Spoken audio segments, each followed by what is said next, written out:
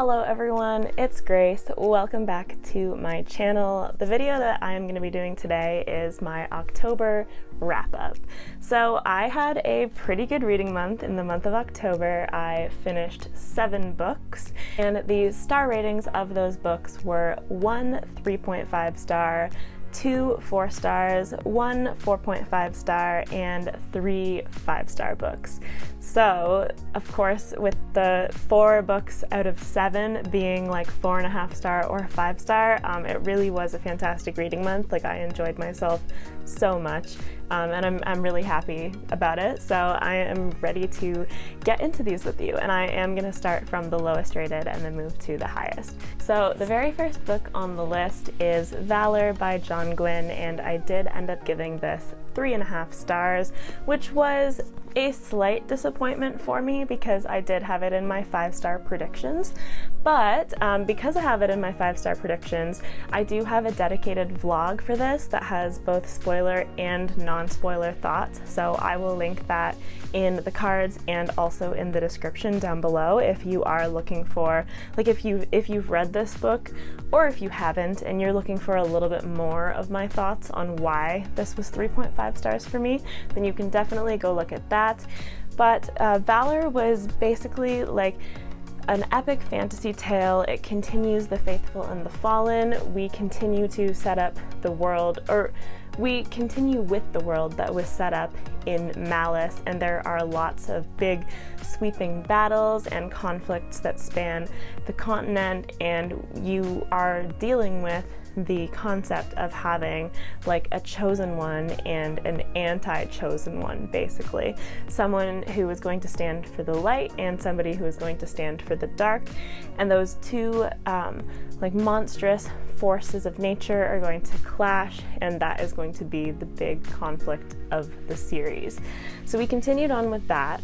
I will say, though, that the major thing that missed for me with this book was my connection to the characters. So I'm hoping that I'm still going to continue with the series because I'm still liking it, but I'm hoping that Ruin can step up my connection to the characters a little bit more, and if it manages to do that, I will enjoy myself so much more. Valour was not a bad read, it just happens to be my lowest rated for the month of October.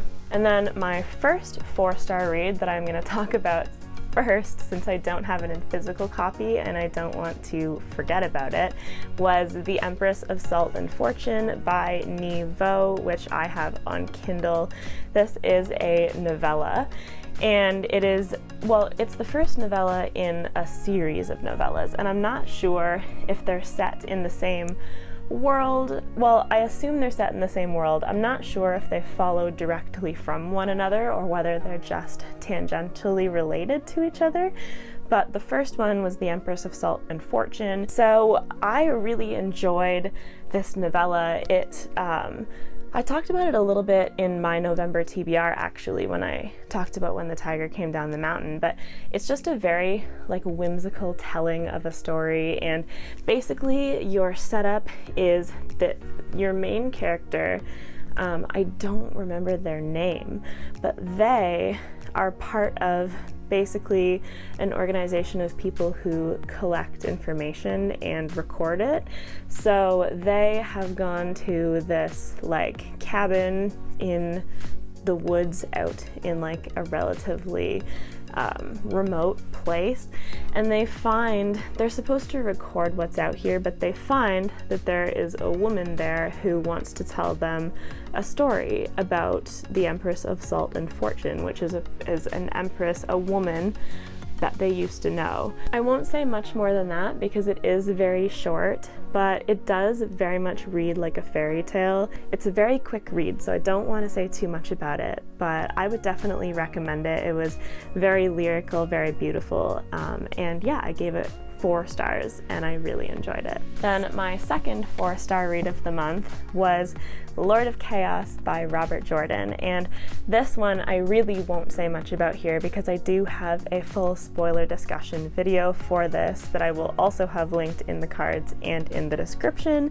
because it is not easy to talk about a Wheel of Time book briefly, and especially not one that is this big. So I talked about this in my September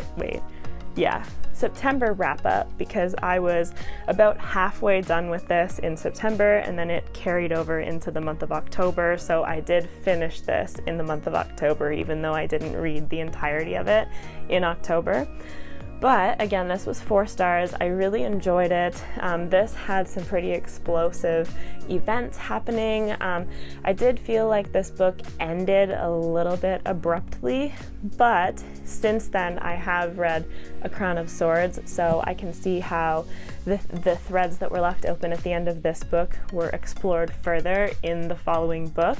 This one just didn't have too much of a falling action. Like, you got that in the following book. So I don't know how happy I would have been like at the time this came out if I had to wait for that, but as it is, I'm sitting here and can continue whenever I want, so that wasn't too much of a problem for me. But yes, if you want to hear extremely detailed thoughts on Lord of Chaos, go check out my spoiler video. My 4.5 star read for the month of October was Pet Sematary by Stephen King. So this was my first Stephen King book, and it blew me away, to be honest with you. I really enjoyed this. It was the perfect book for me to pick for the month of October for my like spooky, creepy read, because it was creepy in spades. So I don't know, like, Pet Sematary is basically a classic at this point, and I'm sure that a lot of people know about it and know the premise of it, but if you don't, the setup for this is that we have sort of like a picture-perfect family, like a very wholesome, like, wife, husband, daughter, and son that move from Chicago, I believe it was, into Ludlow, which is a small town in the northeast. I don't know why my memory is so bad, but I think it's in Maine, pretty sure. And basically the husband is a doctor, has taken a position at a university. Then this family basically meets the couple from across the road. They seem very sweet. They become friends, and the man from the couple almost becomes like a father figure to the main character, the husband, and things seem to be so nice at first, but it's a Stephen King book. And even me not having read one, I've heard of Stephen King, but it's a very interesting exploration of death and grief, because as the name suggests, there is something called the Pet Cemetery that is hidden in the woods behind this house that they have bought, and it is basically where children take their pets to be buried. It's almost a very sweet concept when you think about it, if you think about this like little cemetery being maintained and the memories of these pets that are like buried here. They have their own little headstones, and it kind of kicks off an exploration of grief in the children, or especially the daughter of this family. And then as the book goes deeper, you start to see that there might be some creepy goings-on that have to do with this area of like Ludlow and the forest, and there might be something not quite right happening, and everything in this book is like perfectly designed to be creepy. And I've never experienced tragedy like some of the characters in this book have with death. And I think that this book would be a lot harder to read if you have experienced that. So it's kind of hard to say how your mileage may vary, because I found this book creepy and really well done in that exploration of grief, but not traumatic, if that makes sense. It didn't hit me too close to home, and I would just be careful if perhaps you think that it could. So if you're interested in knowing like what the trigger warning would be, then you can reach out to me and I will tell you, but I don't want to spoil anything. So, but then again, this book has been out since like the early 80s, so I'm sure that you can also find it online if you're concerned. It was a great book though. The very end lost me a little bit because I didn't love the way that it ended. I didn't love some of the final decisions made, but overall it still blew me away, and I think I blew through it in like 4 days because I was reading it with Esme and we had a really good time talking about how creepy everything was. Okay, so now I am on to my 5-star reads for the month. So the first one of those is going to be 21 Things You May Not Know About the Indian Act by Bob Joseph. And this, I have said in another video, I believe should be required reading for Canadians because I think that this is extremely important information for all of us to know. This book taught me a lot. I did not know like 99% of what was in here. We're taught a little bit about residential schools and the history of residential schools, but even so, we're not taught enough because so much has come out in the past like year in Canada about all of the bodies that have been found buried near residential school sites, and like the amount of people who went to the residential schools and didn't come back is staggering and heartbreaking. And it's like, it's not only that, it's not only about the residential schools, but this book breaks down 21 important things that like everybody should know about the legislation called the Indian Act, which is legislation that came into being at the same time as Canada came into being, and it basically has governed the lives of Indigenous peoples in our country for as long as it has existed.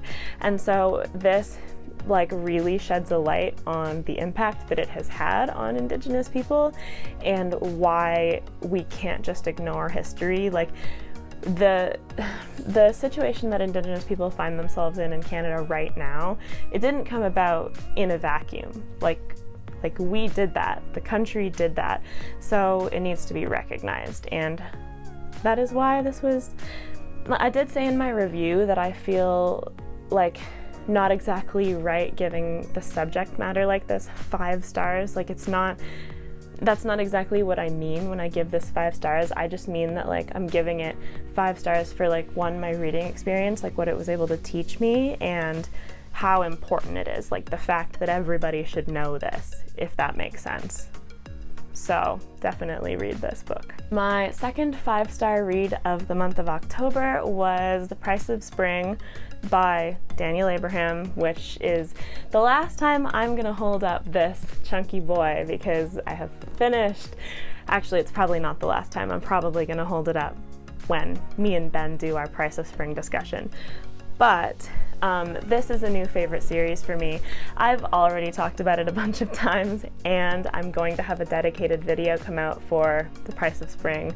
Like I just mentioned, me and Ben are going to do a discussion video on that, and then I believe that Ben will also have like a series review on his channel. I mean, I don't want to hold him to that or anything if he's not going to do it, but he had mentioned in the past that he would do a review. So you can look for that on my channel, a discussion on The Price of Spring, and then reasonably, I think, also on the entire series, because when we talk about the final book, we're going to want to talk about how it has all come together. But yeah, this is just, it's incredible. Don't really want to say much about The Price of Spring in particular because I don't want to spoil things, but you should just, if you were thinking about reading this, you should just read it. If you weren't thinking about reading this, you should just read it. That's my input. And then finally, my final 5-star book of the month, and the the last book that I actually finished in the month of October as well was Arm of the Sphinx by Josiah Bancroft. I had heard people say, you know, like Arm of the Sphinx gets even better than Sunland Ascends. Like people end up liking Sunland Ascends the least out of the series, even though it was still a fantastic book. And I was like, interesting, because Sunland Ascends was already a 5-star read for me. I already loved it. And I think that I'm not sure whether I like Arm of the Sphinx more or whether I just like it equally but differently. Because Sunland Ascends did a fantastic job of setting up the story, and Arm of the Sphinx has just elevated it. And it's not even elevated it in like making it better necessarily, but it's just elevating like the actual plot and expanding from where it was set up in the first book and taking it along like paths that I really liked, and I'm really excited about where the series is going. It, like Arm of the Sphinx, answers some questions from Sunland Ascends, but it also just raises so many more questions about the characters and the Tower of Babel and like everything that you could imagine about this series.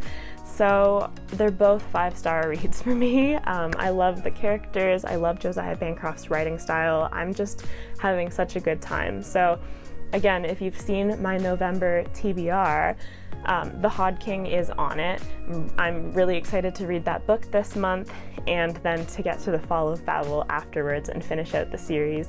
Hopefully that will happen like boom boom, November, December, and I still have the motivation, because if I love The Hod King as much as I have loved the first two, I will definitely have the motivation. So Arm of the Sphinx was an easy 5 stars. It just continued doing everything that I loved from Sunland Ascends while being a different plot, different story, different, like a lot of different characters too. Well, not a lot, but enough different characters too, but it was still just as good and just so good. So I'm super happy with that. And as you can see, I had a pretty darn good reading month. Like I enjoyed myself a whole lot. And I hope that you will tell me your thoughts on these books and tell me what you think down in the comments. So I hope you enjoyed this video. Like if you liked it, subscribe if you want to see more content from me, and I hope that you have a fantastic rest of your day. Bye!